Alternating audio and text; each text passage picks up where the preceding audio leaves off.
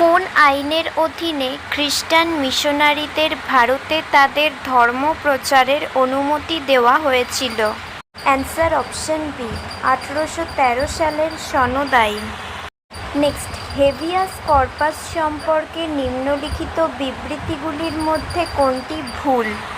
Answer option C, শুধুমাত্র আটক ব্যক্তি রিটের জন্য আবেদন করতে পারবেন। নেক্সট, পূর্ববর্তী ভারত সরকার আইনগুলির বিধানগুলিকে একত্রিত করার জন্য এই আইনটি পাশ করেছিল। অ্যান্সার অপশন ডি, ভারত শাসন আইন 1915। নেক্সট, কার দ্বারা রিট জারি করা হয়? অ্যান্সার অপশন এ, যে কোনো হাইকোর্ট। নেক্সট, এই আইনের অধীনে বাংলার জন্য পৃথক রাজ্যপাল নিযুক্ত করা হবে। অ্যান্সার অপশন ডি, 1753 সালের সনদ আইন।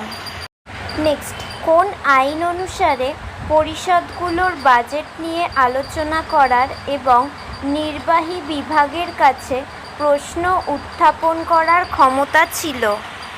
অ্যান্সার অপশন সি, ভারত শাসন আইন 1892।